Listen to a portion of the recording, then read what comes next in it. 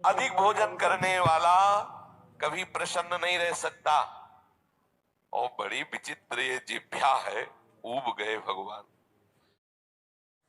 रोज से पाओ, लेकिन रोज नए नए पदार्थ, पेट बढ़ता चला जा रहा है, मांस पेशियां बढ़ती चली जा रही, कब्ज बढ़ती चली जा रही है, और जिह्वा खाते खाते बूढ़ी होने जा रही, फिर भी और खाओ और खाओ।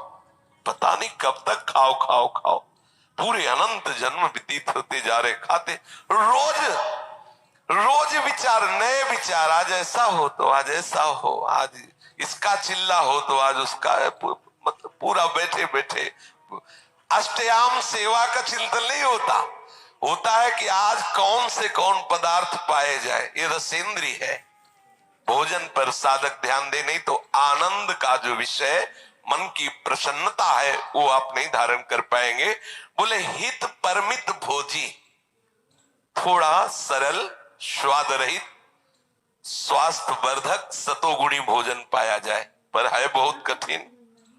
2-3 दिन अगर ऐसा उबला पाए तो चौथे दिन वो समोसे में ही ब्रजवासी के जाएगा। तो देखो अब जो कुछ हो 2-4 ले आओ, और फिर वो, अरे सब ऐसे ही चलता है। वो मन पूरा उस समय उपदेश दे करके हमें फंसा लेता है। इसलिए साधक अगर मन को सदैव प्रसन्न रखना चाहता है तो भगवत समर्पित मन होने के लिए भोजन में सुधार करे, अच्छा भोजन पाना त्याग दे। अच्छा का तात्पर्य है स्वाद युक्त, चटपटा, ये सब ऐसे सात्विक भोजन पाओ। पूज्य भाई जी से हनुमान प्रसाद पोद्दार जी महाराज साधकों की नियमावली में बनाए थे कि एक दाल और एक सब्जी और रोटी और चावल। अगर कढ़ी बनेगी तो दाल हटेगी या सब्जी हटेगी, 2 से अधिक नहीं है। रोटी और चावल, और एक उसकी नियमित संख्या हो जाए, 4 रोटी, अगर चावल है तो इतना, कढ़ी दाल एक बार रखवा लिया, एक बार रख लिया, और प्रणाम करके भगवत अर्पित करके उसे, बस ये नियम बहुत काल तक चलना चाहिए। अगर हम 4 रोटी पाते हैं तो 4 ही पाते हैं बहुत दिन तक। अब यहाँ तो देखे कि कै बच रहे हैं, बोले 2 गुलाब जामुन 2 लड्डू बच रहे, बोले रुको थोड़ा टहल लेते हैं, फिर टहल के बैठ के फिर उनको दो, तो मन प्रसादा स्थिति को प्राप्त नहीं हो पाएंगे। थोड़ा सावधान रखिए, अपनी जिह्वा को, अपने भोजन पाने के नियम को एक सीमित रखिए। बोले हित परमित भोजी, मना प्रसादा सौमत्यम के लिए हमें चाहिए कि थोड़ा भोजन बहुत बहुत लाभदायक है। थोड़ा भोजन पक्का समझना, बहुत आनंद का अनुभव होता है। कभी कभी बहुत गुस्सा आती है इस जिह्वा पे कि पूरा जीवन बर्बाद कर देती है, कभी भजन चैन से नहीं करने देती। देखो थोड़ा भोजन पाओ, जितने से आपको भोजन का ध्यान न रहे।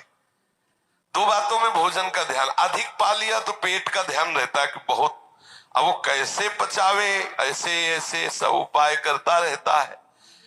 और अगर एकदम आपने कम पाया तो भी ध्यान रहता है कि कितनी जल्दी शाम वाला समय आए कि भोजन ऐसा उचित, स्वाद रहित भोजन बहुत आवश्यक है भजन मार्ग में, बहुत आवश्यक।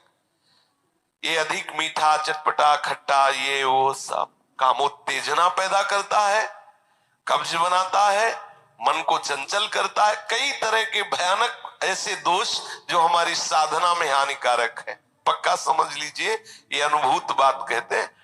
भोजन जितना सरस होगा भजन उतने चौपट होगा, पक्का समझ लो। सात्विक और सरल भोजन, हमने गुरुजनों को देखा है, जीवन हो गया 2 रोटी से तीसरी नहीं पाई। 10 वर्ष उनकी सेवा में रह के देखा, 2 रोटी से कभी तीसरी नहीं पाई। जीवन हो गया गुरुदेव को, जीवन हो अपने हाथ से बनाना, और कभी हमने तीसरी रोटी पाते महाराज जी को नहीं देखा। 2 रोटी सब्जी बनाया, भोग लगाया श्री जी को, और तो अगर तीसरी बनी है तो प्रसाद में बटेगी। आपको केवल 2 ही पाते देखा है। शाम की थोड़ा दूध ले लिया, बहुत सूक्ष्म। तो आप देखा है रात रात भर बैठे रो रहे हैं श्री जी के, कोई पद चल रहा है या तो नाम में डूबे हुए, जब देखते तो हृदय जलता, कैसी रसमय स्थिति, हाय मेरा जीवन व्यर्थ जा रहा है, हम कब इस भाव को प्राप्त होंगे। ये भोजन बहुत घातक वस्तु है, बहुत घातक वस्तु है। साधक इस बात पर ध्यान दे, ये भोजन हमें मारे डाल रहा है। हमारा जीवन भगवत प्राप्ति के लिए है, और ये आज पा लिया, वो पा लिया, ये गुलाब जामुन, ये लड्डू, ये वो, बस बुद्धि में विचलता, भगवत चिंतन रहित और नाना प्रकार की वासनात्मक खेल की कामनाएं, कल्पनाएं, ये भोजन के कारण। बहुत आवश्यक है भोजन सुधारना। भोजन नींव है परमार्थ की। जैसा खाओ अन्न वैसा बने मन। तो मन प्रसाद कैसे प्राप्त होगे, क्योंकि आपका भोजन ठीक नहीं है। बहुत सावधान। एक नियमावली भोजन की बना लो। प्रार्थना है, कितना भरोगे, ये पता नहीं कौन से ऐसे पदार्थों से बना हुआ कि इसको कभी तृप्ति ही नहीं होती। खट्टी डकारे आ रहे हैं शाम के, फिर भी वो कामना में लगा है कि आज मूली का पराठा पाया जाए, आज ये हे भगवान, ऊब गए, इस मनी राम से ऊब गए, ये रसेंद्री से ऊब गए, मरने को हो रहे, दांत खराब है, लेकिन चलो ऐसे मीस के ऐसे खाओ, ऐसे ये पाओ। बचो, इस जाल से बचो। भोजन को साधक एक नियमावली बना लो आप कि मुझे अगर चावल मिलेगा तो महाप्रसाद मिलेगा, तो इतना सब्जी मिलेगी तो इतनी, दाल इतनी, रोटी इतनी, बस एक बार लेना सीखो। ये बार बार परोसना, बार बार रसोई में, ये उनके लिए जो खूब मेहनत करते हैं, गृहस्थी में है, चलो जैसा विरक्त साधक को या भगवत प्राप्ति के साधक को एक बार थाल में रखवा लेना चाहिए। 4 रोटी 5 रोटी सब्जी दाल, इसके बाद राधे श्याम, आप अपना कार्य देखें, हमारा पर्याप्त हो गया, हम धीरे धीरे भगवत स्मरण करते हुए पालेंगे। एक बार पाने, हमने देखा है परमहंस महापुरुषों को, संतों को, एक बार में क्या होता है, हम अपने को संयम में रख पाते हैं। एक बार बोल दिया हमें 4 रोटी रख दो, ये रख दो, बस ठीक, चलो जाइए। या तो मधुकरी करते तो अपने अनुकूल प्रसाद। एक नियम बना लो, अगर हम 4 मधुकरी पाते हैं, 5वीं नहीं पानी चाहे जितना मांगे, एक नियम बना लो, उससे आप विजय प्राप्त कर लोगे इस रस इंद्री पर। यदि मन को सदैव प्रसन्न रखना है, भगवदाकार रखना है, भगवत चरणारविंद के चिंतन में मगन रखना है, तो हित परमित भोजी, आपका भोजन बहुत ठीक होना चाहिए, नियमित होना चाहिए, परमित होना चाहिए, एक नियमावली के अंतर्गत होना चाहिए। पक्का समझ लो, वो नियमावली कई वर्षों तक बराबर एक जैसी चले। देखो आपकी एक अवस्था आ जाएगी आनंद की, बड़ा आनंद का विषय है।